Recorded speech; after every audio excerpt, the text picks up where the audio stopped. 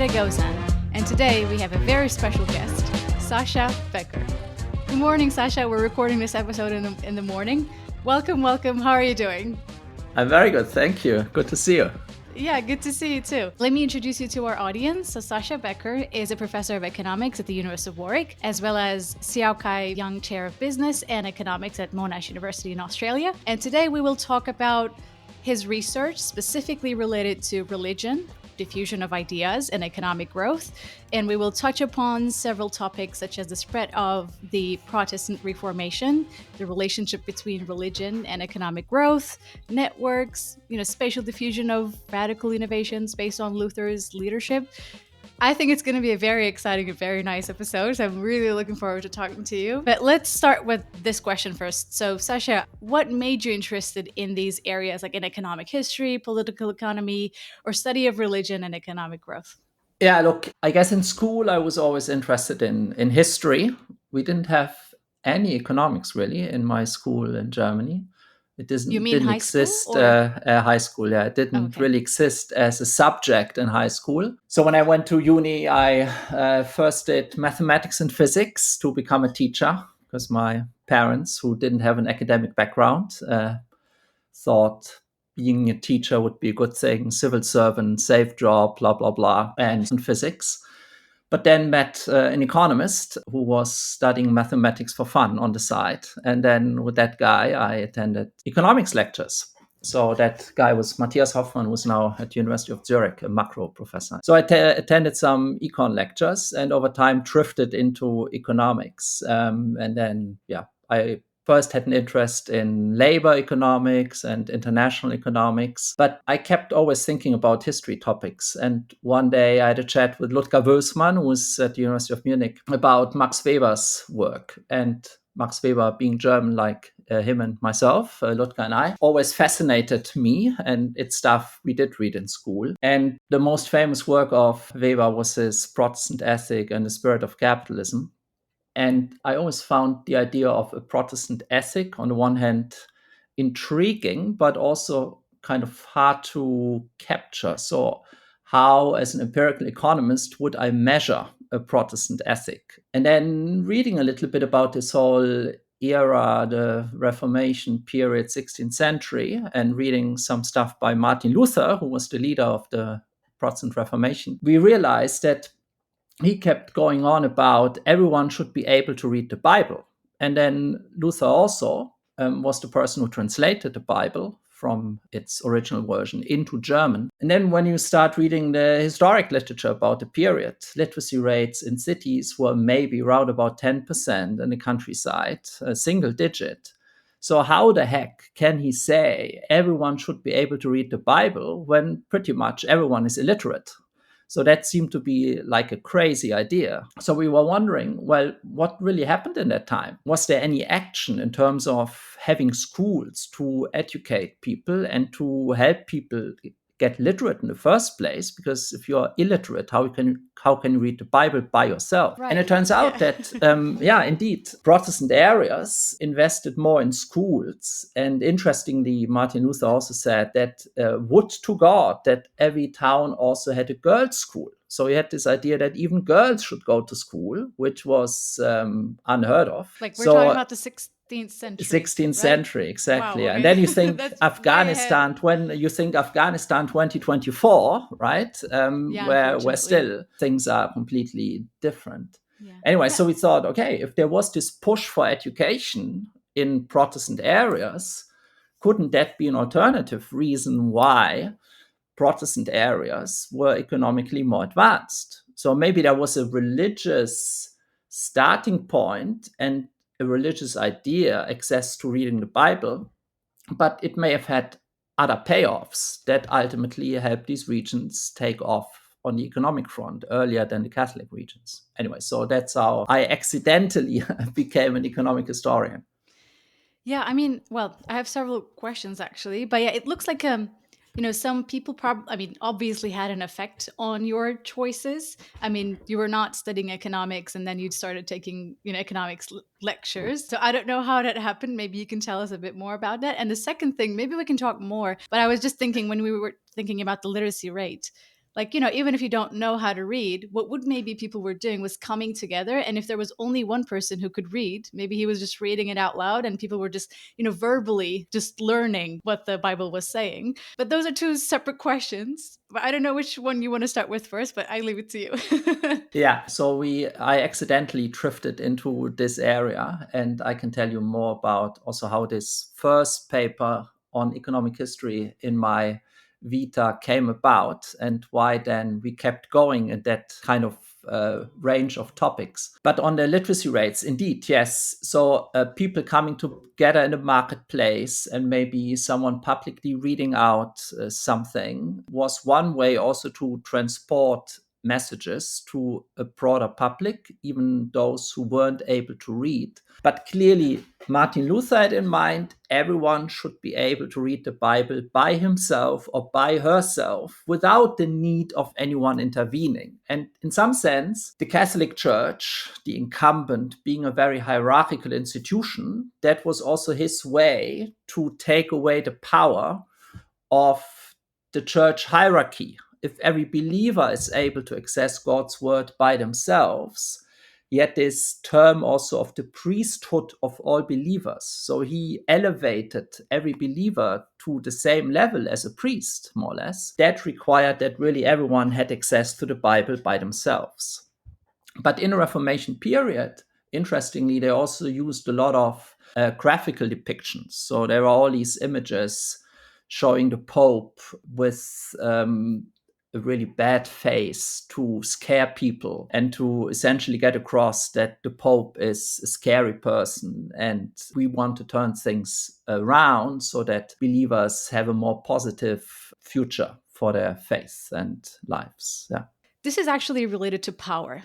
So if you don't know what that book is saying, then if you just choose someone as the person, as a kind of the tool kind of to reach to that content, it's just you just believe what that preacher is saying, right? I think what Luther was doing is kind of shifting the power dynamics to individuals, like from a very authoritarian figure, like the authority at the time, which was the Catholic Church. Very revolutionary thing at the time. Yeah. There is this Luther quote, and I'm not sure whether I'm quoting it absolutely perfectly, but because I'm translating on the fly. It's essentially saying a Christian is subject to everyone and subject to no one. So this idea that maybe voluntarily we may subject ourselves to authority, but we are not subject to any authority. We are free. Yeah, and that's his idea of the freedom of a Christian. Yeah. I like it. So can I ask something? So was there a specific paper or person or academic or philosopher other than Max Weber maybe that really intrigued you or influenced you to work on these areas? So look, I was maybe shaped quite a bit in my career by two or three individuals. One was Reinhard Selten, who Germany's only ever Nobel laureate, in whose lectures I sat in Bonn, and that was more behavioral economics. But he shaped me as a thinker, and I think one of the key experiences I had with him, and that's again a bit of autobiographic thing, was when I was in Bonn, and I had switched to economics as my main topic and had stopped doing mathematics and physics. There was an opportunity to do a year of exchange, either at Berkeley or at Paris. And Paris was École nationale de la statistique de l'administration économique, so one of these French grandes écoles, which was specialized on statistics and economics, or going to Berkeley. But you could only apply for one of these programs. And most people wanted to go to Berkeley, obviously, because Berkeley is Berkeley. And Paris is a nice city, but who knows what this Grand École might look like. So I went to see him and asked him, whether he would be willing to write a reference letter and whether he has any advice, whether I should apply to Berkeley or to Paris. And then he said this sentence, and he first thought about it for like half a minute before he spoke. And then he said, Sascha, or Mr. Becker, it was more formal, Mr. Becker, I think you should swim against the river. And if life wants, you will go to Berkeley later, but now you should apply to Paris. And I thought that was very reflective, very deep. And I like that thought, this swimming against the river. And I think working on religion as a topic, which isn't hardcore econ, is a bit crazy because so many people, so many colleagues think, who cares for religion? You should work on something serious. But I mean, actually, yeah, when you think about, we have, for example, now Daron Acemoglu, who won a Nobel Prize on institutions, and we have other people, working on culture or cultural institutions, and religion is actually a huge and important institution. And yeah, I don't know why people say that, but yeah. But look, this was 15 to 20 years ago, right? It was a different world. Yeah. So that at least shaped my willingness to work off the beaten track. But then I did, some years later, during the PhD at UI, go to Berkeley and visited David Card for 5 months. And that was a true privilege. I mean, back then he was in his early 40s and far from winning a Nobel Prize, but it was clear that he was a top-notch, world-class academic. And he was always so clear about that, somehow getting at causality, understanding what an effect is really an effect or only correlation. That was around the year 2000, still not in everyone's head. So I think he pushed me a lot into thinking seriously about identification. And also my supervisor at the time at UI in Florence, Andrea Ichino, who did his PhD at MIT, was one of the first adopters of this whole local average treatment effect and taking instrumental variables seriously. And he maybe taught one of the first classes on identification on European soil in the late 1990s. So I was lucky to interact with these people. And so all of that came together, that I liked empirical work that was thinking hard about identification and also was creative in so many ways. So I always loved David Card's and Alan Kruger's work on the minimum wage and this whole idea of, why don't we collect data a few months before the minimum wage is introduced in some McDonald's restaurants, and then a few months later, and then we compare 2 different states. Just the creativity of the design, which now we call different diff and which now everyone uses. But 20 years ago or 30 years ago, when the paper came out, no one had ever done in that way. That I always found inspiring. But the religion topic per se maybe is really Max Weber. So then you literally, witnessed the change in economics. Like it was maybe a very theoretical field. Maybe we didn't have, such tools. And then it went into this causal analysis now. And now people start criticizing economics because we're too much focused on causality. I don't know if you're at that point. What do you think about that? Yeah, I guess we now have maybe gone too far on some points, that someone uncovers stylized facts and maybe studies a phenomenon where causality is just extremely hard, that we tend to dismiss it altogether as saying, if you don't have exogenous variation, I don't care.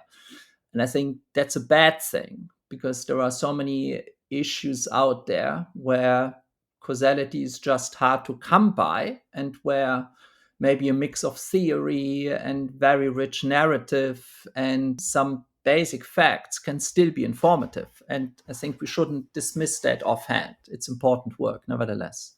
So maybe we can start with a kind of a general introduction. So we're going to talk a lot about, religion today, but in what ways can religion affect economic growth? I mean, I know this is a very general question. It's a huge question, but let's just maybe do some introduction with it, and then let's focus on Protestantism.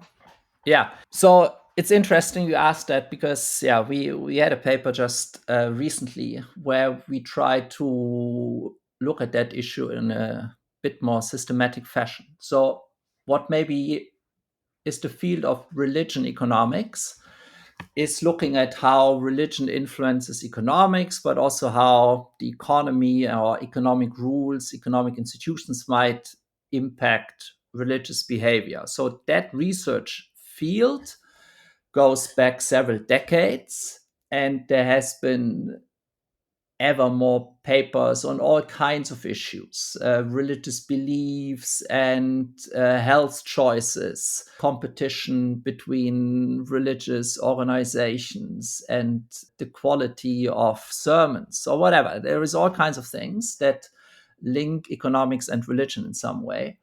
But in all of that, we felt it often feels like, oh, there is a bit of an effect here, a bit of an effect there, but overall, who cares for religion?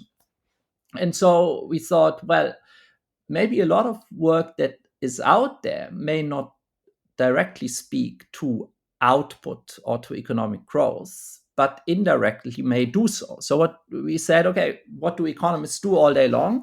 They look at output, and output is a function of capital, labor, human capital, and then productivity.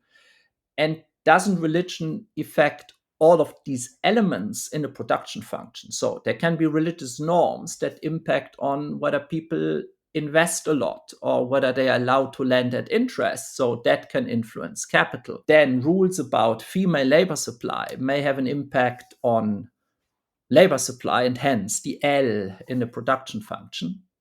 Then there can be religions that are very keen on getting everyone educated. That can affect human capital, the H in the production function. And then there can be all kinds of other things that impact on productivity. So religion can, in various ways, impact on the elements of the production function and thereby ultimately also potentially have an effect on economic growth. And so we went back to literature and just tried to structure the work a little bit. What speaks to K, what speaks to L, what speaks to H, what speaks to A in the production function, and hence to output and growth. And I mean, it goes both ways, and it's I think it's an important topic because I know several papers related to especially like institutions, capital accumulation, interest rates, as you said, or female labor supply. So it's actually a huge field. So let's focus on Protestantism. So Max Weber, we're going to talk about him a lot. He's a key figure in sociology. And he argued that certain aspects of Protestantism, like especially, his emphasis on hard work, discipline, and individualism, helped lay the groundwork for modern capitalism. So I want to ask you, what happens when we look at this theory or his theory through your research lenses? Did the Protestant, work ethic truly drive economic growth, or is this a historical oversimplification? Yeah, let's start with your first sentence, which is one of my favorite ones. Max Weber, the sociologist. So I think of Max Weber as a social scientist. He was, and I know that a little bit because I used to work in Munich for 6 years, and that's where he last worked before he passed away. So he spent the final year of his life as a professor in Munich.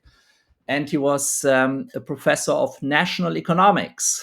So he Nationalökonomie. So he was first and foremost an economist, and that was the name of his chair. But he did teach a crazy breadth of topics. He did teach sociology. He did teach economics.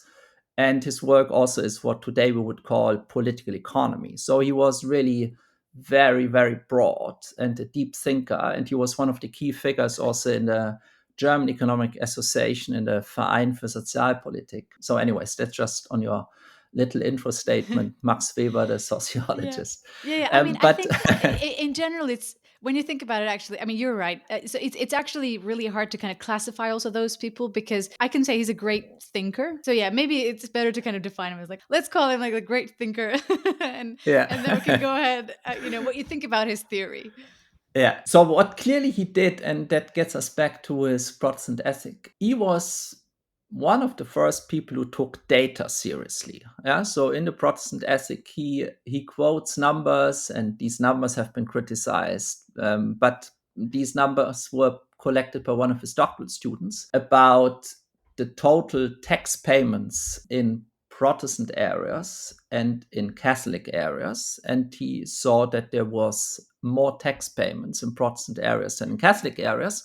And to the extent that tax payments correlate with income, he backed up his basic observation that Protestant areas in Germany had higher incomes than Catholic areas. So that was the starting point for his work to say, oh, Protestant areas are more affluent than Catholic areas. So that is an empirical starting point and not just some gut feeling. And that I admire about him. He didn't run regressions. He didn't do t-tests or anything, but at least he did compare some numbers to come up with a stylized fact. Now then, the work ethic or the ethic, he doesn't really call it work ethic. He goes back really to earlier work by Methodists who said that Protestants may be more hard working or maybe more industrious. I think that's the word he uses. And if you are more industrious, you work harder, you do more in the same amount of hours, you may also produce more output now in our modern day economic speak. So that's maybe part of his hypothesis. In our own analysis, where we have this alternative hypothesis that I laid out a bit earlier, that the differences between Catholics and Protestants in terms of income may be to a large extent explained by differences in literacy rates and in education.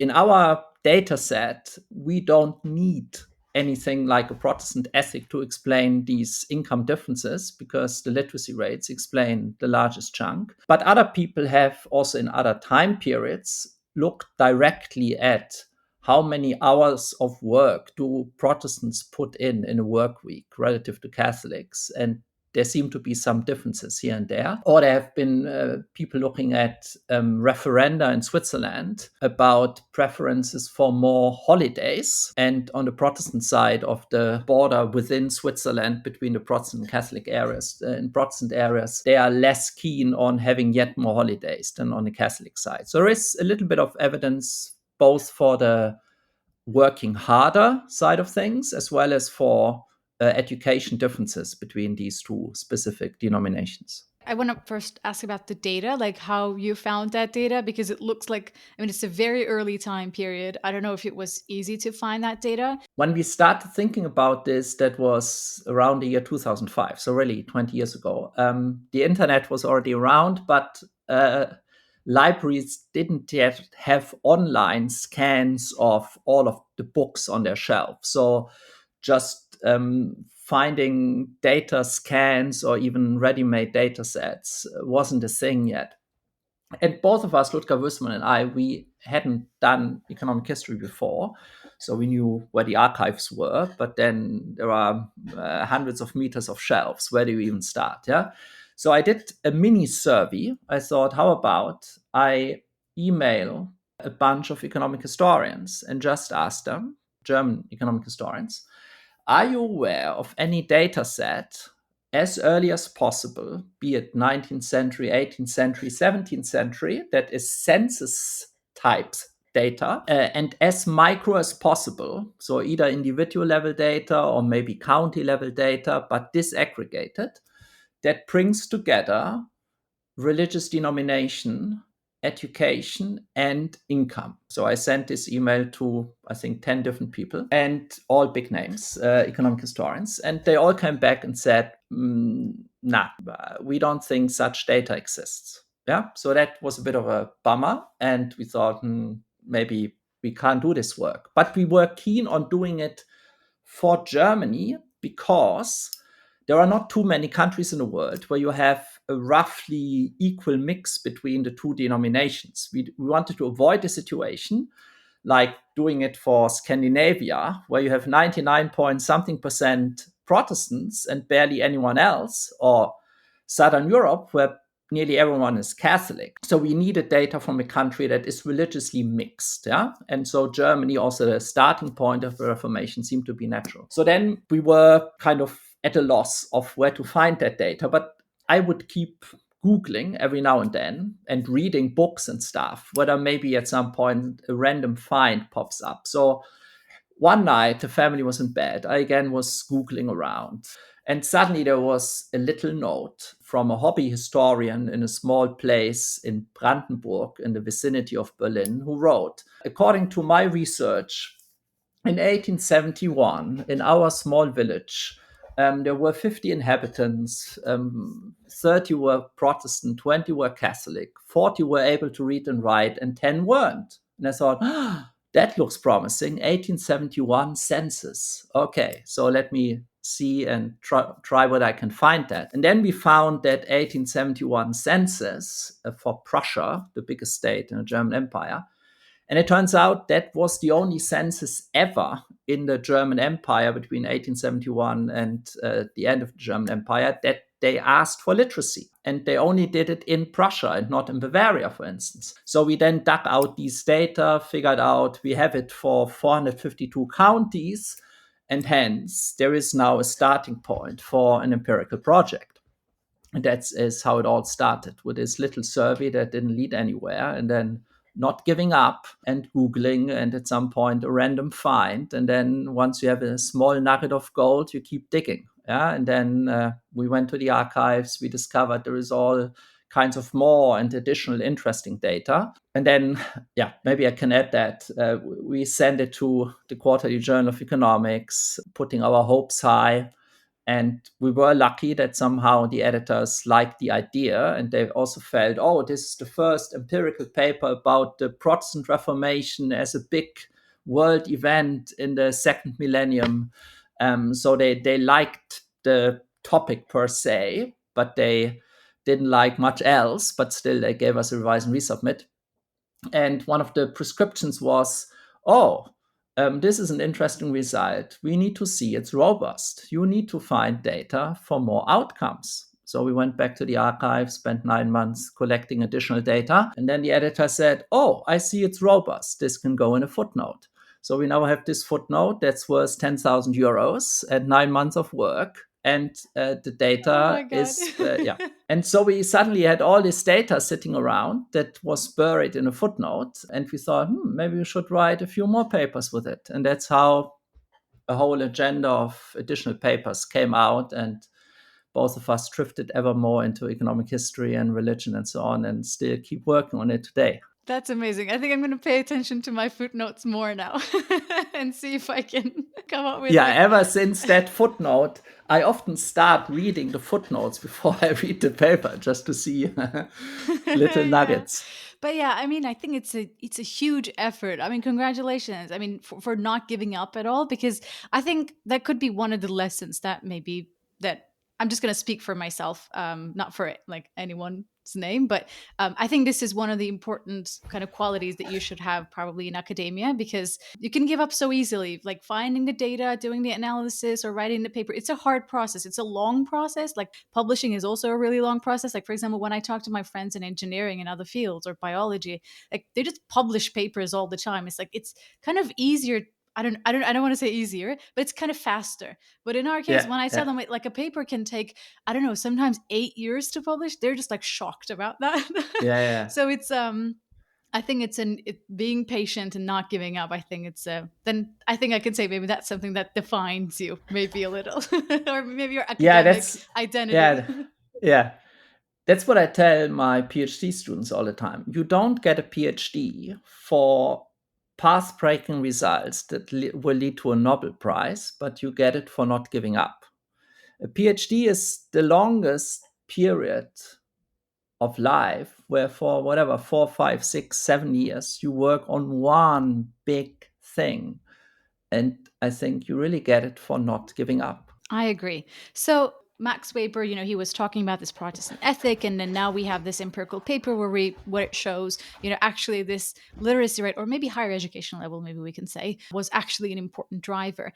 Well, first I want to ask, whether there were people who didn't like this idea, because Max Weber's theory was like very fundamental, right? I remember buying a book, about Max Weber, and I don't know if there were people who criticized you a lot about that, or did you find a lot of support with your empirical work? There were critiques from all corners, really. Someone proposed this paper for the Max Weber Prize by the Bavarian Academy of Sciences, and the editor of the Max Weber edition objected to this, that it should win a prize, saying that we were testing a wrong version of Weber. So us saying that the Weber thesis is that differences in working hard explain differences in income is just short-sighted and doesn't give credit to the breadth and richness of Max Weber's thinking.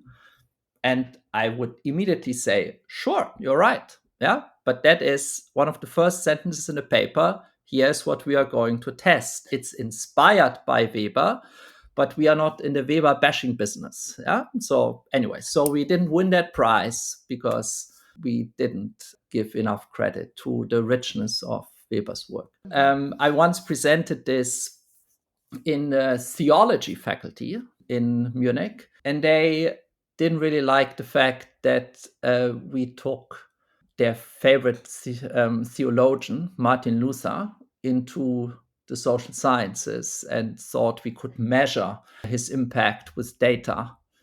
Then the historians never liked the fact that you run a regression in the first place, because in their view, we are talking about the microhistory of hundreds of cities. And the only way you can understand what was going on in the 16th century is if you study every city one by one. So there is critiques from all sides, and that's fine. I think that's how research goes. Different disciplines have different approaches. But then with historians, and I love historians, I have many friends in history, there is a whole range of kinds of thinking. The ones who really think you can only learn from local histories and you need the exact context of every single city to understand what's going on. And then the ones who say, oh, I asked the question back. Now we know hundreds of different things about hundreds of different cities. But is there any overall message? Is there maybe a typical thing that happened, what we economists would call an average effect? Is there anything like that? And anything we can draw as a lesson overall? And wouldn't statistics tell us that? Yeah, the mean effect is so and so. And then they say, yeah, maybe you're right. Yeah, maybe that's okay, as long as you acknowledge that ultimately we have to look at every city one by one. So there is this debate about history, looking at every single unit and giving it the same value, and us doing statistical analyses that talk about mean effects. You're right. And so maybe I can link this kind of discussion, like where you have papers. So Luther, had an idea, he had a kind of a vision, and he tried to convince people, but I'm sure there were people like opposing him. So let's maybe talk about the diffusion of ideas. So one of the, greatest obstacles in general in innovation field, for example, is the spread of an innovation can be really slow. And in that case, we can also think about it like this. Luther's idea is like a very radical, actually, an innovation, and radical not in a negative sense, I could say. And I would like to quote a sentence from one of your papers. It says, the diffusion of ideas is typically modeled as a one-sided pro-innovation influence against a passive status quo. Yet while a proponent of change is invested in bringing about change, there may be strong and active opposition to convince others to defend the status quo. So it looks like, there is this one side and another side kind of, I don't want to say fighting against each other, but it's kind of like there is this maybe opposition. How was Luther opposed? And can you tell us a bit about, this paper and how such different ideas, have affected the diffusion of such beliefs or, Protestantism in Europe? Yeah. Let me maybe start with a comparison between the diffusion of ideas versus the diffusion of, say, technological gadgets. Yeah. So whether you and I use an iPhone or an Android phone is less of a contentious thing. Yeah. So even if maybe as a teenager your parents aren't happy that you have a gadget, you can hide it from them. You are not necessarily strongly opposed. But when it comes to ideas, and religion has always been a topic where people have very strong views, then Luther just saying, okay, this is what I believe, and whoever wants to follow me follows me.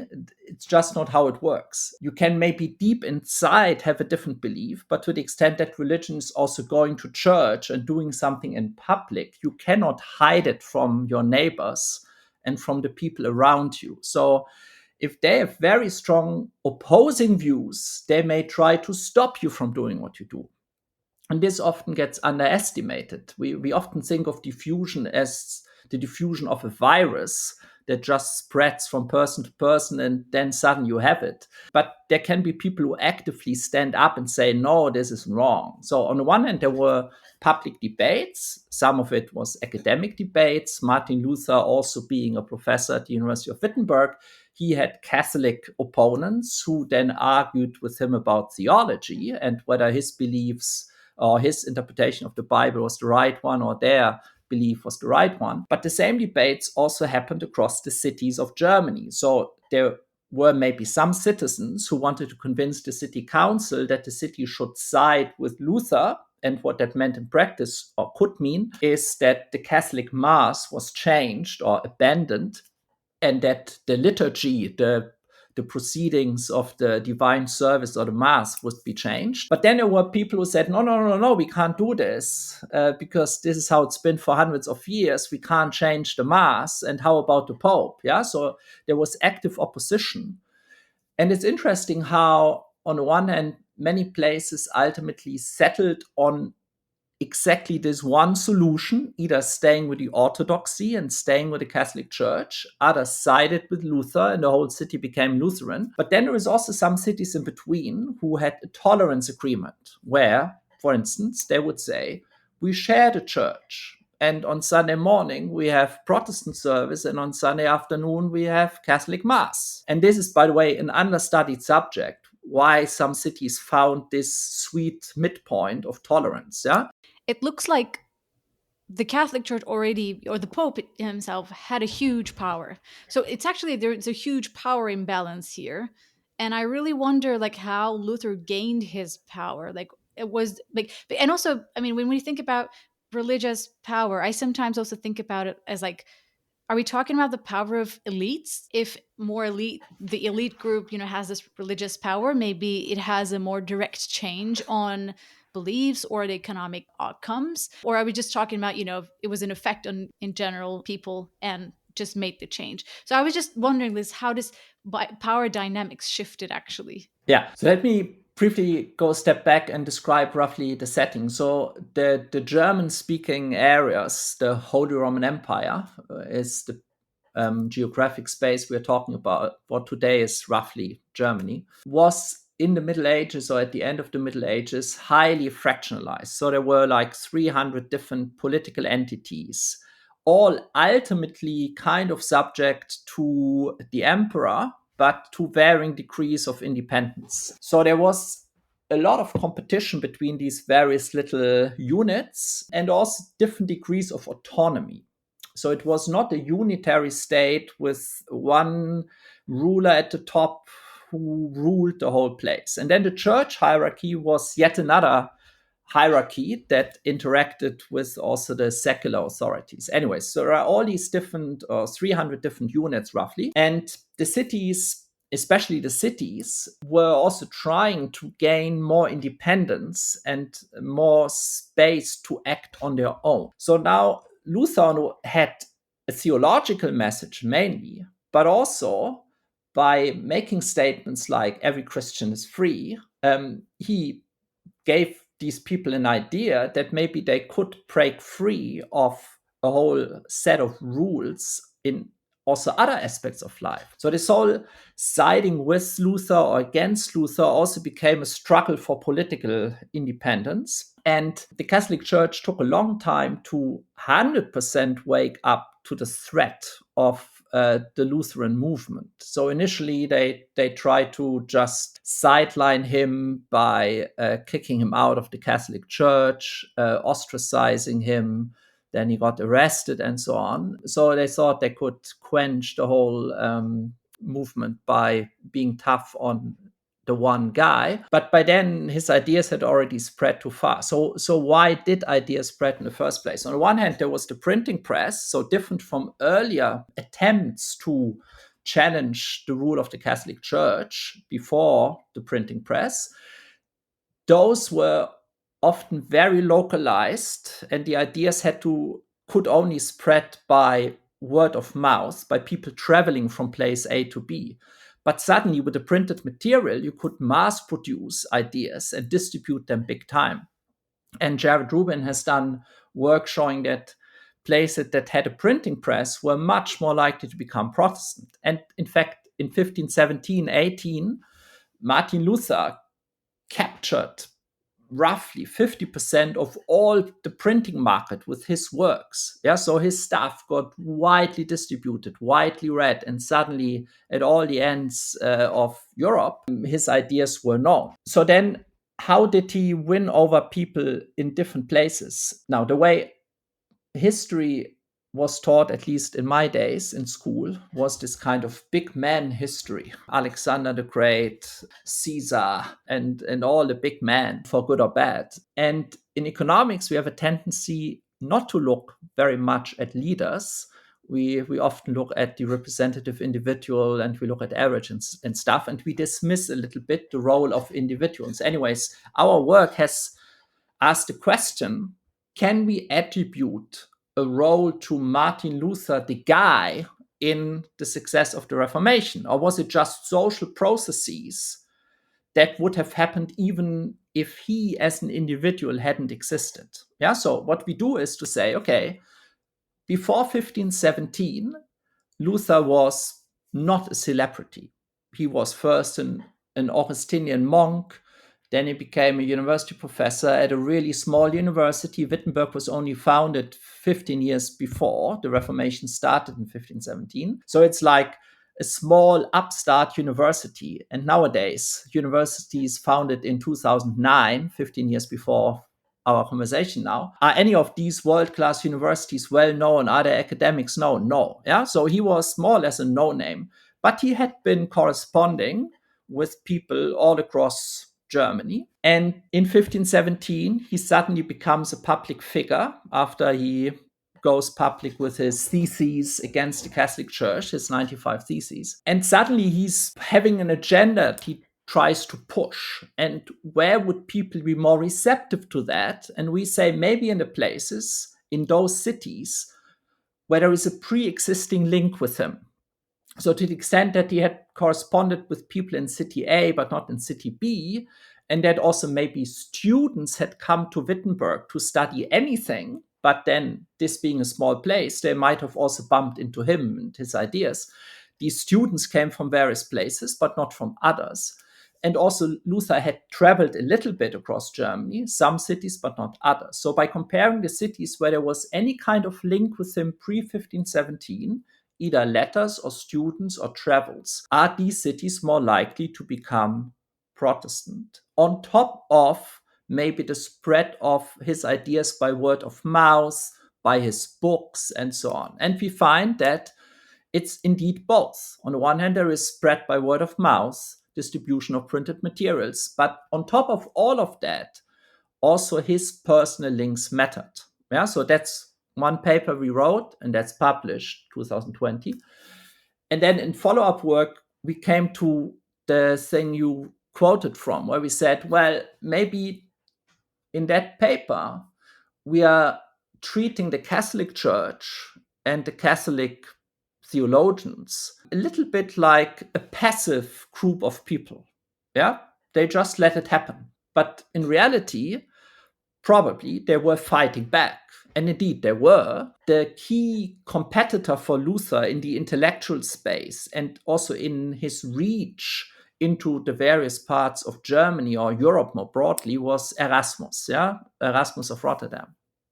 And so in that follow-up paper that you quoted from, we essentially model this competition between these two people, Martin Luther, who wants to break free from the church, and then Erasmus, who also has his issues with the Catholic Church, but who also wants to keep Christianity together. He wants to hold it together, the Western Christianity under the Pope. So he tries to defend the Catholic Church, and he reaches roughly the same people in the cities of Germany as Luther. So that allows us then to study in which cities did Luther have contacts and in which cities did Erasmus have contacts. And then also knowing when letters went out, when students studied with whom, and who traveled where and when. We can also study whether Erasmus reached the city before Luther, or Luther reached the city before Erasmus, or both went to a place, or a city wasn't touched by anyone. And we can see whether that order also matters. So is it the case that if a place had a contact with Erasmus, their inoculated, like vaccinated against the influence of Luther?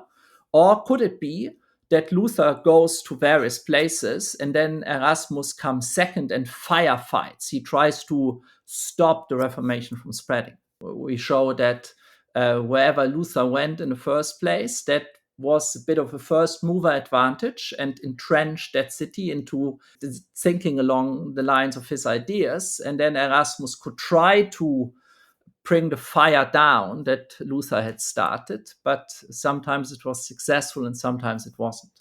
Well, thank you very much for summarizing the paper.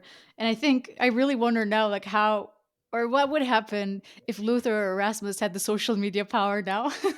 I mean, it Yeah, looks like that's a great question. Yeah, I mean, the yeah, thing about history, or the beauty of history is things went a bit in slow motion. Yeah. So what today could happen in a late night tweet fight between, I don't know, Trump and Hillary Clinton would back then go in a matter of weeks or months. Yeah. you're right. And especially since you also talked about printing, one of the things that I remember from my history classes was that the Ottoman Empire, for example, I think they banished printing as far as I remember because it's a very powerful tool because you print books and then people read them and then they can go against you. So it was something like a policy that I remember.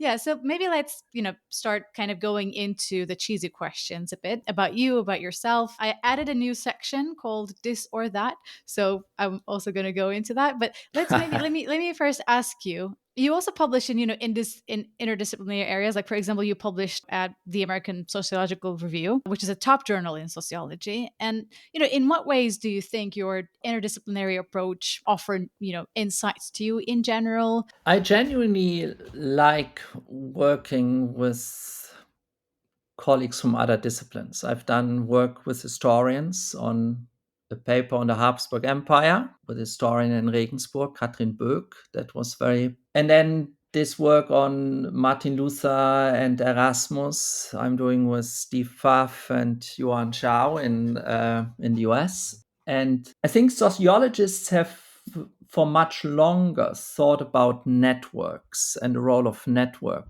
effects. And of course, also now in economics, that's a big area, big field, but probably some of the most highly cited papers 50 years ago go back to people like Granovetter. The Strength of Weak Ties is one of the most highly cited papers in the social sciences ever. So these people have thought about this kind of stuff for a long time. And I just like this joint work. And admittedly, in this paper we were discussing Erasmus versus Luther, we don't have a super cool instrument.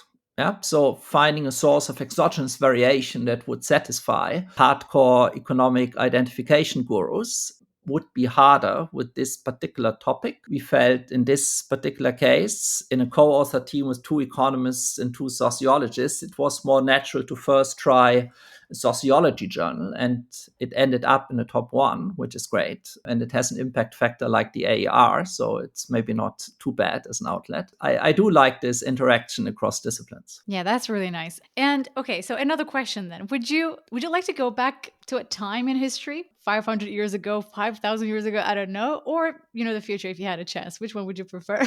Since I've done so much work on this 16th century Reformation period, and a lot of what we know is about cities, I think I would love to spend maybe a few months in the countryside, in the middle of nowhere, somewhere in Saxony, in walk through the fields and into various villages and see what's going on. Yeah, because I myself, 20 years ago, when I started this whole thing, naively thought that probably in the Middle Ages, everyone was kind of religious. People went to church, they believed in God. And I increasingly think that's just not true. Probably. There have been ups and downs in secularization, revivals for the whole course of human history. And whether people really strongly believed in God, whether they went to church, no one really knows. Yeah. So going back and seeing it with my own eyes, what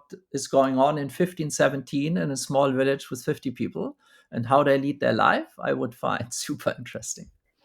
Yeah, I think that would be interesting too.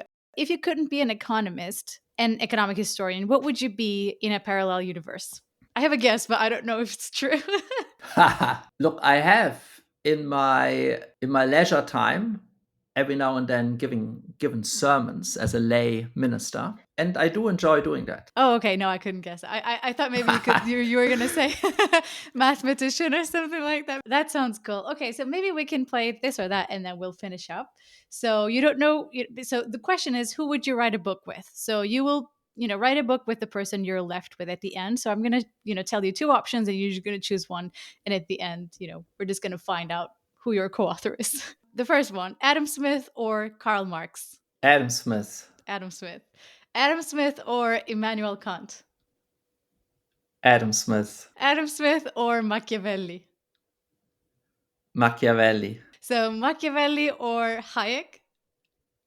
Machiavelli. Machiavelli. Machiavelli or Schumpeter? Machiavelli. Okay, I really wonder why now. Machiavelli or Polanyi, Carl Polanyi? Machiavelli. Machiavelli or Jared Rubin? Jared. Jared. For those who don't know, he is his co-author. So, okay, Jared Rubin or Max Weber? It's a bit nasty. Not Jared. I love him. Jared? Okay, cool. Maybe, it could be three of you, but yeah, you have to choose one. So, yeah, so if you have a book, with Jared, I would like to have a copy, a signed copy of it. We are working on it. You are? Oh, I Yes. didn't know. Oh, Yeah. wow, okay. So, what is it? Was it related to religion or? No, we have written an intro chapter, but we will be writing about this period, but it will be much broader, not only geared toward academics, but more of a popular book. And Okay. I'm looking I forward to will it. I wasn't send you a expecting copy. that. Okay, that's amazing. Thank you very much. Yeah. It was lovely to have you, as a guest, Sascha. It was a lovely talk. I hope our listeners also enjoyed it. See you in the next episode. Yeah. Bye. Thank you. Great to talk with you.